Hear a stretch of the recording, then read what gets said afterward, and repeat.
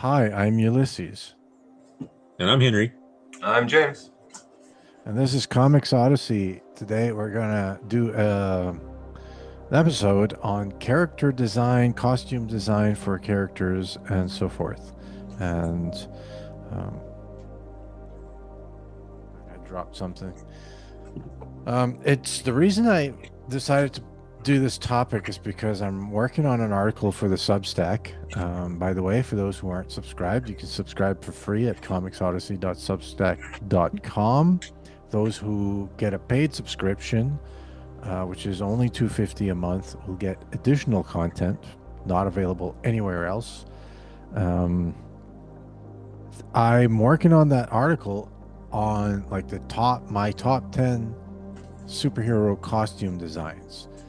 And I didn't realize it would be the article that's the most difficult to write that I've ever worked on.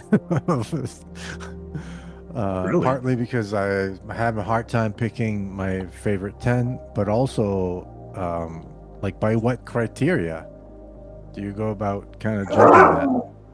So, what was that? I just gave my dog some treats. She's very happy. Ah, good That was an for you. atomic sneeze or something. James has So, superpowers. what is let's just open it right up. Your thoughts on character design. So obviously we're all into comics. You guys are writers. I'm an artist. James is an artist. How do you? What's your general philosophy of character design? What are your criteria for judging what's a good design versus a bad design? uh, I got a great Wizard magazine, if anybody recalls those from back in the day, and they did a top 10. And their criteria is better than anything I could come up with. It was that one of the main ones that you could recognize the costume as a silhouette. Yes, that's Oh, one. yeah. Um, that it stands out, that it articulates something of the character. It's got to have some kind of iconic thing.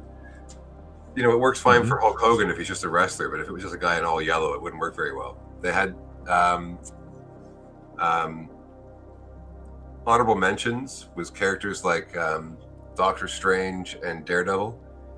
Daredevil came really, according to them, came really good, really close to a great costume, but it was too plain to stand out, which sort of makes sense if he's blind. You know, it's not his first priority. Mhm. But they gave, I think, if I can't remember. I think Spider-Man was the first, most like it was the best costume designed according to them. Punisher was up there. Batman was the second because you could recognize him from any silhouette. Um, Captain America was in there because it perfectly represented the character. You can look at the costume and get a great idea of what the character's about. You know, Who is Batman second to? Spider-Man. Well, because I was just thinking, like, if you're going by silhouette, I mean, Batman beats Everybody. most everybody. Yeah. Yeah, for sure. But it Unless wasn't. you're going back to the Ditko Spider-Man who had the armpit Yeah, Webs. webbing. Yeah. Yeah. That's true.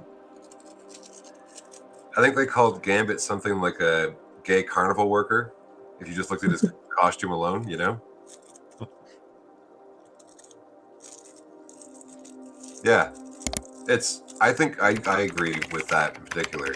Batman is easily one of the best costumes of all time. Spider-Man, I think, takes the cake. I think one of the problems with the Fantastic Four is they don't have any real costume. Just like it makes Yeah. sense that it'd be astronaut outfits, sort of, but It's really bland. Yeah. it's really bland. See, Super. I had Daredevil way up on my list of just because of the simplicity of it. Um, and the typography of the D's, the DD on his chest, uh, Hmm. that reveals a bit my graphic design training. Um, there is no better typography on any costume that I know of. This is actually like really nice lettering, actually. Yeah, I've tried drawing Daredevil. That's always the part I struggle with most is the chest DD. Really? Yeah, What is it? Well, what do you mean by typography, Ulysses? You mean the font? Yep. Typography is everything that has to do with Okay. typography.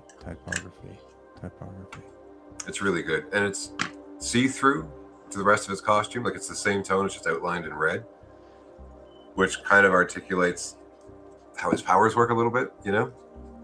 He's almost a nude man with just these little accents and then the billy club, right? But Yeah. I find that the character design also has to do with the gesture, like the poses that the character does, because Spider-Man is going to be in more acrobatic, kind of crouchy, Hanging upside down.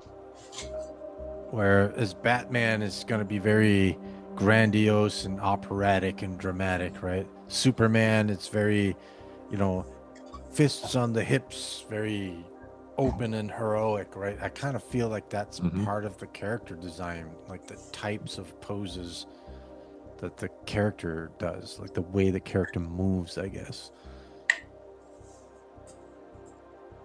Interesting.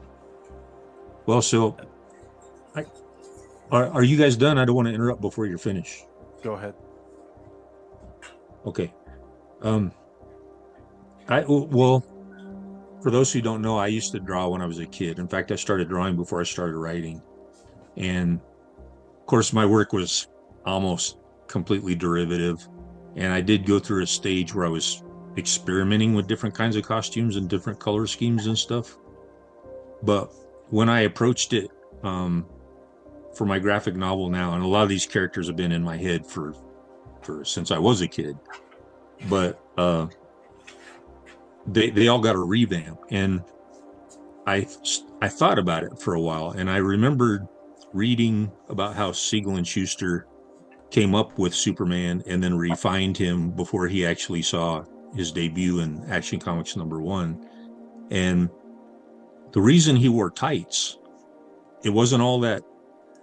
I mean, today, if you think about it, if you really think about why all these characters are wearing tights, it doesn't make much sense.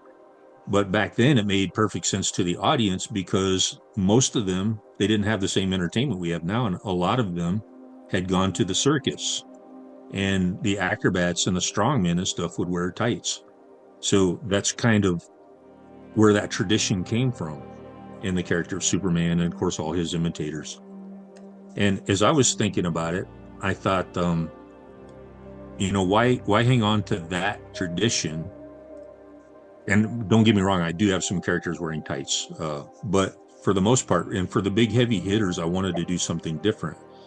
So I looked to practical costuming or practical gear from people who are involved in very physical stuff. So I thought, why not build, for some characters, why not build a costume or an outfit that's more based on kind of a football player design? And with some of them, why not make them more of a military or a paramilitary design? So can I share the screen for a minute? Yeah, go ahead. Your design of Ramjet is really good. I like it a lot, man. It's really great. Oh, cool. So speaking of him, this is, and when I tried to brainstorm with my artist, and by the way, every single character, there's a little secret for the color scheme of every single character I borrowed from a football team. Huh. Okay. His is, you could say his is borrowed from the American flag, but there was a time when the New England Patriots had a red, white, and blue design like the flag. Are you a big football fan, Henry? I used to be, not so much anymore. Okay. But I used to be such a fan. I was so annoying. You guys would have hated me. But maybe you're like that with hockey. I don't know. It's okay. I already hate you. Okay. So for Ramjet, I envision like a fusion of football style and medieval armor. And my artist, he didn't really get the football thing, but he did kind of capture the look of medieval armor. If you look at the one which is his current armor on the left, but then you got his golden age armor down in the lower right hand corner. So that's, I don't know if any of the football, if you guys see any like football-esque elements to it, but I think the medieval touch is there. And then let's see, can I change this or do I have to? Yeah, let me go back and for the now this is very simplistic, but little touches like for Juggernaut. Can you guys see this one? Not yet. We'll get there. I'm sure it takes a second to load there. Yeah. Oh, okay. Keep forgetting about that delay between you guys up in the Great White North and me. Yeah, it's a little cold. I think it's freezing the internet a little bit. Anyway, so it's subtle. He's not wearing a helmet or anything, but he does have like brown cargo pants, so it's subdued drab colors. Brown cargo pants tucked into brown boots. Shoulder pads, it looks like, kind of? No, just really, really awesome deltoids. Okay. But the boots they're designed like jump boots. And then in this scene, I picked this scene in particular because after he took out these helicopters, he went through and scrounged and got him a plate carrier, with a pistol in it. And so he's got some paramilitary type costume there. Right. And then for this guy, this is the last one, I promise. For this guy, envision like a ninja, but in urban camouflage. Well, he actually changes his style of camouflage depending on what environment he's going to be working in. So here he's got urban camouflage. Later on, when he's in a jungle, he's got woodland camouflage. But it's like a skin-tight ninja suit, which I thought would be practical for the kind of stuff he does because he's a martial arts master and something of an acrobat too. With the built-in goggles there and the mask, they're actually night vision, which if you look down at the bottom frame on the left, he's using his night vision to look at this room that's otherwise in total darkness. Right. So I tried to incorporate practical stuff. I do have, and I told you where I got my color scheme, this guy being the exception. But there are some who are like Dr. Detente is actually in, this is Phantom Raider, by the way. But Dr. Detente actually has a more traditional superhero costume. With my Speedster, I think I'm going to change this because it doesn't look as good as, it doesn't look good enough for me. I think I'll go to a more traditional skin-tight costume with him, but I wanted something more like a NASCAR racing suit for him. To me, this guy is the guy, for me personally, this guy is the guy that looks the best. Okay. Because there's a lot of opportunity visually to, of course, like your first guy, like your main protagonist. I mean, he's very striking looking, but I find there's a lot of opportunity visually to play with this guy and the background, to either blend him into the background or make him really stand out into the from the background. Yeah, that's interesting to me. And as you see over here, one of his, now this guy's not super powered. He's a street level guy in the story with a bunch of super powered people, but his shtick is he has technology to make so his costume has active camouflage. So when he engages that, he disappears. But of course, I had the artist draw an outline so the reader would know where he is. Yeah. But in effect, to other characters, he's invisible. It's funny. Sorry, this is kind of a tangent, but seeing your book like this, because I know you're publishing it on Substack, but with the panels in a scrolling format.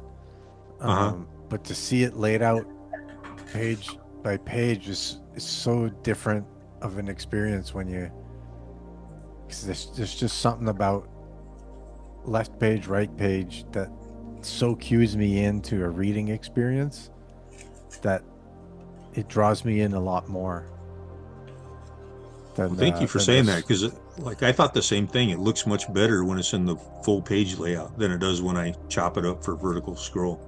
Yeah, I don't know. It's, I guess maybe scrolling psychologically associated with like disposable, like, okay, you got to go through it quick. Mm.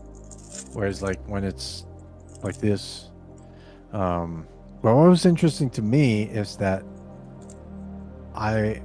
from hearing you talk, to me, it sounds like you're approaching this from the writer's perspective, like from the story out, like the concept of the character dictates what the character looks like. Whereas I tend to go the other way around, whereas I just draw stuff. And then when I see something that looks cool, I want to write a story about it. And I have a few examples, not exclusively, but for instance, I drew this character Wow. here, and I'm struggling. Here, this is my sketchbook, and I'm struggling. I don't know how he's going to look, right? So this is going to be a villain I think is going to appear in issue 6. Oh my gosh, that's a really, looks like a really satirical character, Ulysses. Is that how he's supposed to be? He's going to be, look, it's more like a horror thing. Okay. But that's a television for his head, right? Yeah. Okay. Have you heard of Saga? Have you read any of that? I know of it, but I've never read it. I hate to be a cunt, but there's one of the main characters is a guy in a nice suit with a TV for a head. He doesn't have the eye like that or anything. It shows different channels for his moods. But he doesn't have the 4 legs or anything. You can't put him in a suit, is all I'm saying. It's a great idea.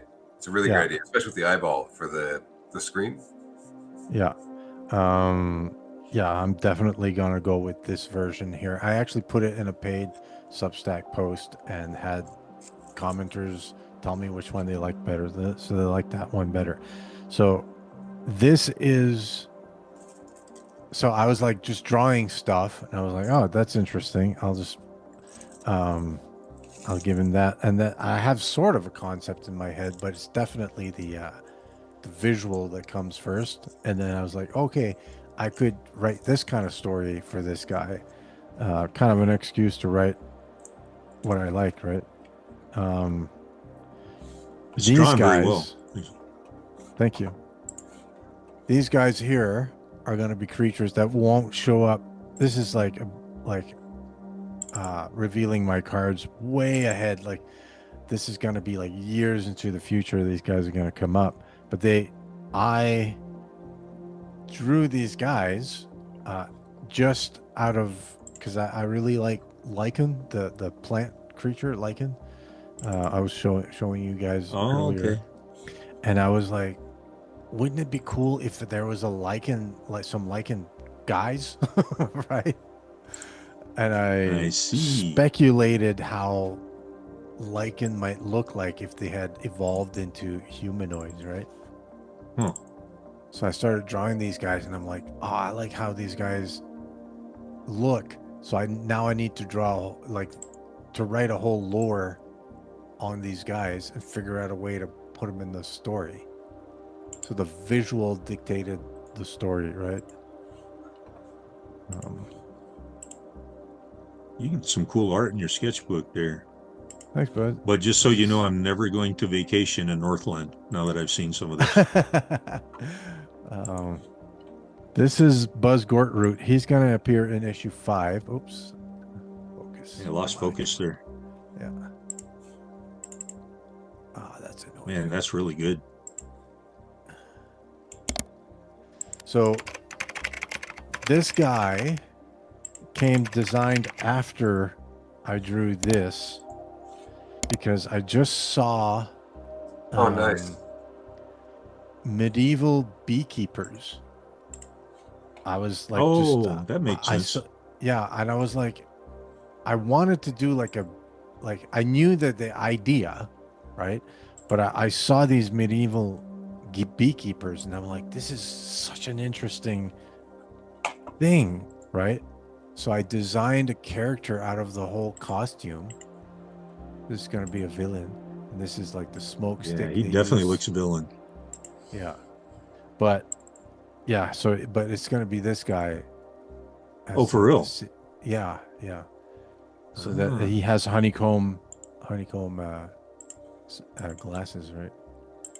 So that's kind of a little bit more my approach to character design, and this is I'm just I have a rough idea of who I want the guy to be, Uh-huh. but I just draw, and then I something happens. I'm like, oh, this is way better than what I thought. Like the visual inspires the character. Like I might have a rough idea, but then I go draw, and then it tells me more about what I actually want to do. Well, that makes So sense. And back when I drew, I did it the same way. I came up with the visual first and then thought about the personality and stuff later. yeah, it's a lot less like rational and systematic than what you seem to do. I It's wasn't going there. I wasn't I'm, going there. no, I really no, I know, but like it really is kind of like that. Like I just I'm kind of winging it, and then I make the story. For me, it's the visual first. Well, now I'm really, really curious about your character with the television for the head. What are your thoughts about him? What's his deal? So he's gonna be in issue 6, I think. Um, and so I'm working on this map, this huge map of the town of Harry Bear, where Spirit Girl lives. Hmm. And I was just thinking about different things that would be in a small town like that. And I thought like an arcade, because it's set more or less in a mythical 80s. Huh? So I'm gonna make him come out of the arcade. He's gonna be a guy who's addicted to the arcade games. Okay. And eventually he's gonna have like an incident that's going to occur that kind of blends him with the screen. So it's gonna be kind of an exploration of the theme of screen addiction kind of thing. Okay. Yeah. So that's kind of how I see him. I was gonna say, like, that would be a great character. Like, he puts everyone in a trance and they can't look away. Yeah. So you guys were in the game, the role playing game we had together that was set in Yeah. Northland, and there was I don't you may not remember, there was a character called UHF who had kind of like he could make you see things that weren't there. It's like basically make you hallucinate. Was he the So one that this was trying to get us to trying to help steal our spaceship? oh I do not remember. Okay. But yeah, that's what he's gonna be. He's gonna be a guy that beams out hallucinations. And so in issue 6 it's going to allow me to go a little bit wild with the visuals, right? Because it's going to be kind of a like Alice in Wonderland, this isn't Kansas anymore kind of thing. Okay. um, yeah. So yeah, so that's kind of like the way that I approach character design. Yeah, but it's not seat of the pants. You're being strategic about it because you already have planned, issues far down the road. Fair enough. You got me. Yeah. Are you James, still drawing, James? Yeah, I'm just pulling up some pictures here. If I could borrow the screen for a second. Yeah, you just go to the bottom and click share, and you can add. Um, you can just show It'll show you all the things you can share on your computer, and you just pick.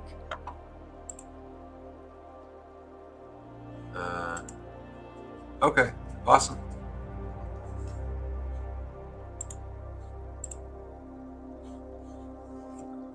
Oh, there we go. Gobo. That's cool. I Gobbo. like that. Yeah, he's a goblin alchemist guy. So I wanted to equip him with utility belts and things like that. He's supposed to be weird and he can't fit in most social environments, so he spends all of his time as a shut-in. And the more times he spends shut in, the more he experiments on himself, the weirder he looks, the more time he avoids social people, so I on. liked. That's awesome. You definitely got bullied in high school. Yeah. Is he carrying kind of like alchemical bombs or something on his Yeah, strap yeah. thing? Yeah. A nondescript function kind of thing, you know? I like that. So he experiments on himself to make himself more strange. Just out of boredom at that point. Yeah. That's cool. That reminds me of those, what were they, the kids that tried to pretend they were vampires and they would actually file their teeth into fangs and stuff? Goths. Yeah? What? Those were the goths? Okay. They were in my school. They played a game called Masquerade. Light Spike. Yeah, he's sort of like try to combine Gambit with Christ, what's his name? The guy who seconds for Batman there. Dick Grayson became Nightwing. Oh, Thank you, Nightwing. Yeah. Okay. His stuff would be he's a thief who what am I doing here? He can manipulate energy, so you shoot a laser at him and he turn it around and turn it into fire or electricity or something like that. Cool. See, These are looking good too, James. I see the image is called In Action, and I find like you're supposed, like the whole conventional wisdom, you're supposed to draw a model sheet and all that. And I tried to draw a model sheet, and it's the most boring thing to draw in the world, and it comes out looking like ass. So I just abandon that, and I draw them in action, and I get a better grasp in my head of who they are when I draw them in action, I find. Yeah. I call him Ion Nux. This is my favorite character design that I've done. Cool. That looks very late 80s type of thing. Yeah, He's kind of. Sorry, James. going for like a Tron meets Daredevil. I was gonna say Tron. Nice. When those So things he on has- his hands remind me of Yeah. the Shocker. Brass knuckles or something? Yeah. Let me see. Does that show up on your screen? The different picture? No, I just see the one.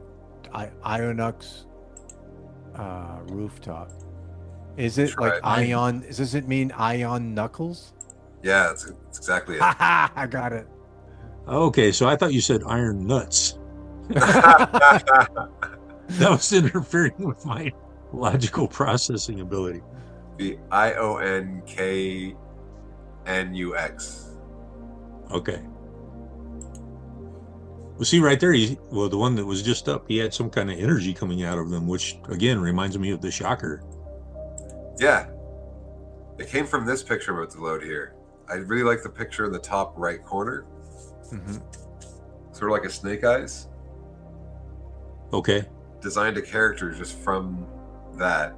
And he slowly evolved into the sort of counterintuitive neon nighttime hero. If he wants you to see him coming. Okay. This whole thing, like, is the whole reason why I wanted to draw. To just make all sorts of interesting characters. Yeah. That was the Likewise. whole purpose. I got into the world building later on, but for me, it was always the characters first and foremost. Just to make them cool looking. That's really what I'm interested in. I've got to share one more. This is one of my favorite ones. The design's pretty good. Oh, look at that. We got a plus size. She's called- Fish. She's called Aunt Quifa. That's horrible. Yeah, no, she is horrible. Everything about her. She leads a gang of unwashed, deplorable kids to riot in the streets. And her powers aren't anywhere close to her name. She just likes being repellent, sort of thing, as her character. That is so appropriate. And She's basically like cartoonishly strong. She can take like a Wile E. Coyote beating. These are fun designs, man. Thank you. Yeah. I went and Both visited. of you. Thank you. This is a different story. I won't bring it up too much now, but I had seen some of what was going on in Portland with the Antifa crowd, and flew out in August of 2020 when most of the world was like shut in. Turn of the airports were open, everything was fine. You could just go and do whatever you were usually going to do. If you were watching the news, it sounded like it was doom everywhere, but it just got out and did it. Everybody was still doing their stuff. And I went and saw Antifa in Portland, and that was one of the crazier experiences of my life, for sure. I went walking with them for a night. Wow. Really? Yeah, it was really... So you were embedded. Yeah, no, I saw them react to the cops react to them, the whole neighborhood. Most of the city was supporting them, regardless of how much damage Antifa was doing. It was almost like the more damage done, the more support they received. Wow. Yeah. Yeah, that's so exactly how it was. It's a comic you're working on then? Oh, I've been working on it for the longest time. I haven't even drawn a one panel yet. I have such a great idea for it in my head. It's a more adult version of Marvel Manhattan, but where the citizens have powers as well. Cool. Like all the citizens? Not all of them. In fact, that's one of the things that makes the story is how the two get along. Okay.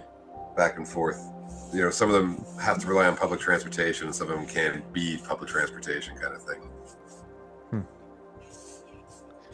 Fun stuff, man. Yeah, and that goblin looked, wow. That was very grotesque, but you did a good job bringing out his grotesquerie. I appreciate it. I try to give him a little Klingon forehead, actually. I saw that. Yeah, I saw the ridge there. Yeah. Cool. It's man, character design is some of my favorite things. I don't know that I do it very well. When you mentioned that you wanted to talk about character design, I remember thinking we have to bring up Neil Adams' Robin, which is a really cool story. When Tim Drake officially got the costume in the Batman series, that was the third Robin. Right. DC sent out a sort of audition, and they were going to do $2,000 for every artist who does it. I can't remember exactly the details or something like that, but it was something like $1,500 or $1,000 per person who did the artwork. You know, so they got 9 contributions, and depending, there we are, the one right in the middle there, the 105 by 160. I see it. What? I don't. What do you mean? One down. Yeah, your cursor's on it right there. Yeah. So small. By the way, I usually don't like their revamps and them changing stuff, but I do like his costume better than the traditional Robin costume. Absolutely. With the panties and. yeah, like he had good reason to get the fuck away from that for sure. But the belt, the black cape with the yellow. I mean, it added so much character to the Robin icon. You know, it made it much more iconic. So Neil Adams counters and he says, "Fine, I'll do your like." He wants to redesign the costume. He's all for it, but he says, "If you pick mine, I don't want you to pay anybody else. You should pay me the entire amount because you picked mine." You know? Wow. So we renegotiated the deal, and I don't know if all the other artists knew it or not, but then we ended up getting no money whatsoever, and Neil Adams got all of it. And Robin stayed that way for a long, long time. That costume, because it was still to this day the best Robin costume ever made. And that was Neil Robin's costume, right? Yeah, that was Tim Drake when he officially replaced, the middle guy became the Red Hood. Jason Todd. That's right. There's a knack to it, man. Like you have to figure it. Like what you were talking about, Henry, is the importance of function. You know, it has to make sense. Spider-Man is often a sneaky guy in the night kind of thing, but his costume's so colorful. But because he's so iconic, you know, like Superman as well has not a great costume design, but you can't fucking change it. He's Superman. He's had the same. No, you definitely you can't change it now. No, it's great. It's too iconic. And they tried to change it a couple times. Like after the death of Superman, I think in some of the movies they've tried different costumes and stuff, and no, Superman needs that. You can't change it. Yeah, needs the big bold colors. It needs the bathing suit undies. You know, for some reason it's just required. The costume's got to be functional, but it's also got to represent what the character is at the same time visually, sort of. You know, like Captain America representing. That's such a weird idea. I liked it, but it was such a weird idea. You think so? Energy Superman. Oh. Well, believe it or not, you two, I went through a phase where when I was in civilian clothes, I would wear shorts over my sweatpants. Huh. My shorts had pockets, so it did make some practical sense, but I didn't see anything wrong with it. I mean, a Batman and Superman can do it. Why not? Man, if you got hell for socks and sandals back in the day, that must have really got you attention. Hey, I got it. No, I never wore socks with sandals. I'm still tempted to beat up those people. I can relate to that. This is my first and only cosplay when I was a little kid. And yeah. I kept the tradition, Superman, underwear on the outside tradition alive. That's friggin' awesome. Who are you cosplaying there? You are a superstar. It's just a character that I made up in my head called Super Soul. Okay. Super Soul.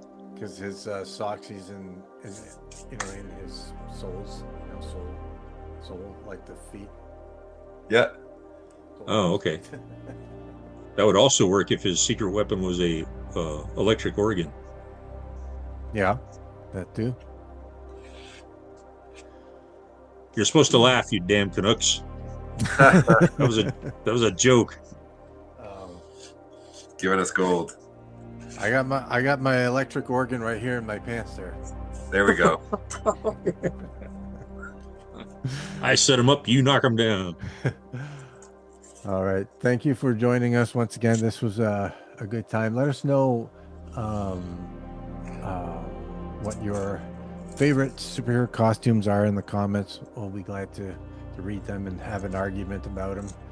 That's always fun. So God bless. See you in the next one. Night, everybody. Catch you later.